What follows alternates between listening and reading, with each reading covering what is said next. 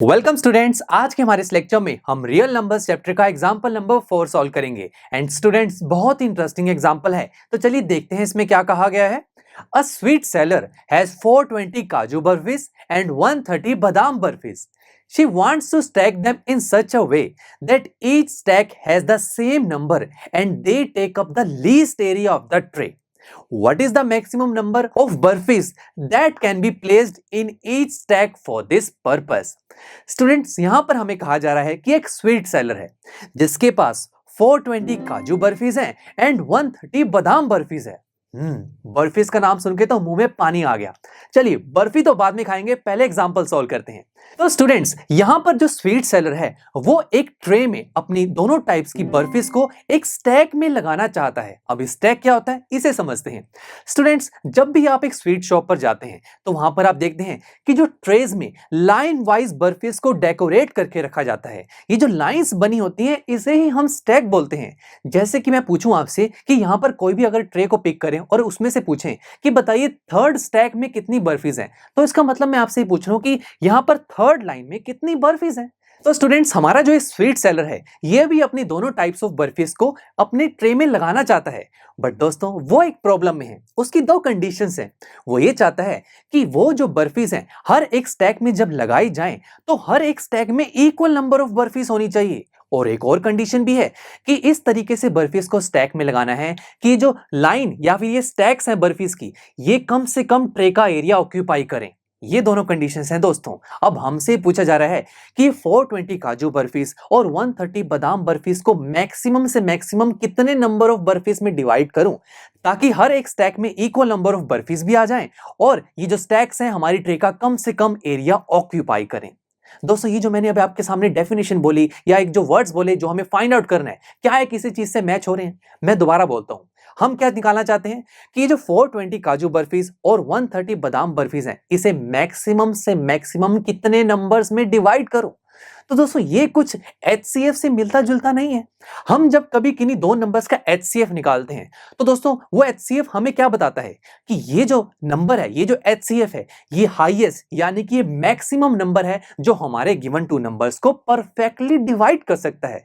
तो दोस्तों, यहां पर भी तो ये निकालना चाहता हूं कि जो 420 काजू बर्फीज और 130 बादाम बर्फीज को मैं मैक्सिमम से मैक्सिमम नंबर में डिवाइड करना चाहता हूं। तो इनडायरेक्टली दोस्तों हमसे यहां पर पूछा जा रहा है कि 420 और 130 का क्या है HCF। तो दोस्तों, हुआ ना कितना इंटरेस्टिंग क्वेश्चन। तो शुरू करते हैं। यहां पर जो HCF है यही मुझे बताएगा कि ये जो मैक्सिमम से मैक्सिमम कितनी नंबर ऑफ बर्फीज में हर एक स्टैक में लगाऊं ताकि हर एक स्टैक में इक्वल नंबर ऑफ बर्फीज भी आ जाएं और वो जो स्टैक है हमारी ट्रे का कम से कम एरिया ऑक्यूपाई करें। तो शुरू करते हैं। अब दोस्तों, HCF निकालने के लिए हम हमारी यूक्लिड्स डिवीजन एल्गोरिथम का यूज करेंगे।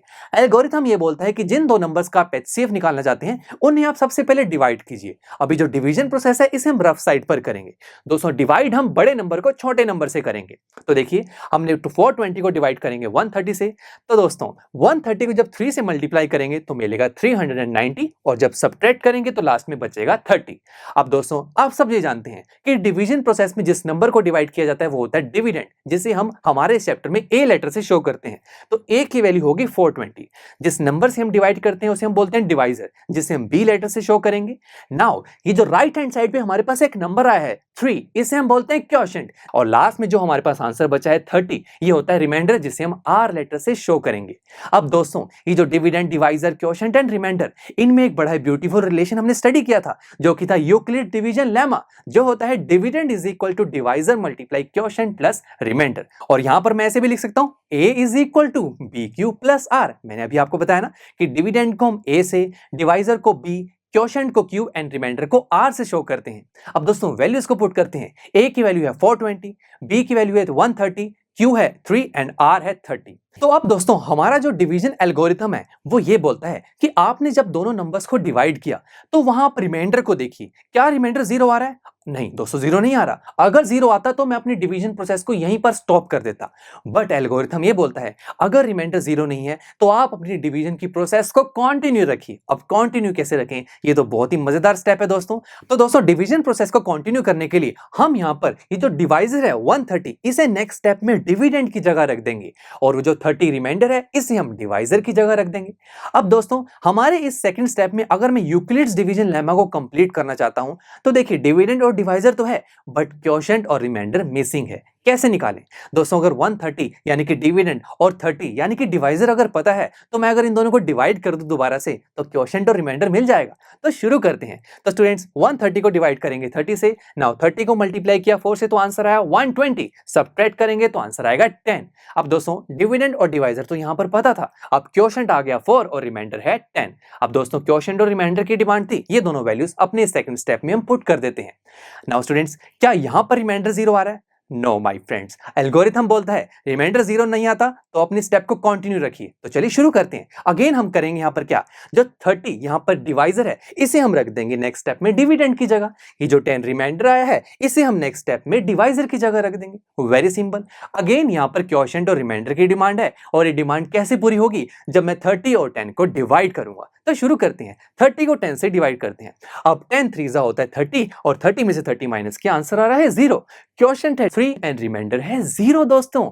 अब चलिए ये जो दोनों demand C Q and R ये पूरी हो चुकी है, वैल्यूज को पुट कीजिए। क्यू की वैल्यू आ रही है हमारे पास 3 और रिमाइंडर आ रहा है 0।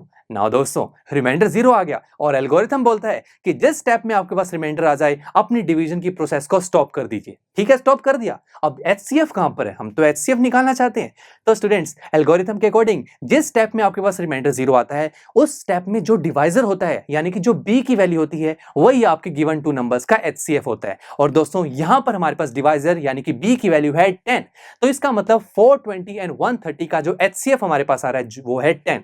तो दोस्तों यहां से जो हमारे पास एचसीएफ आया 10, इस 10 से हमारे स्वीट सेलर की प्रॉब्लम बिल्कुल सॉल्व हो चुकी है। अब जो स्वीट सेलर है उसको हम बोलेंगे कि आप 420 काजू बर्फीस और 130 बादाम बर्फीस को 10-10 बर्फीज में पहले डिवाइड कर दीजिए और उसको स्टैक्स में लगाना शुरू कीजिए। उससे यह होगा कि आपके हर एक स्टैक में इक्वल नंबर ऑफ बर्फीज भी आएंगी, और वो जो स्टैक्स हैं वो हमारी ट्रे का कम से कम एरिया ऑक्यूपाई करेंगे। और यही तो स्वीट सेलर चाहता था। Now our sweet seller is happy. चलिए दोस्तों अब हम नेक्स्ट लेक्चर में एक्सरसाइज 1.1 को शुरू करेंगे और इसका फर्स्ट क्वेश्चन सॉल्व करेंगे। So see you in the next lecture.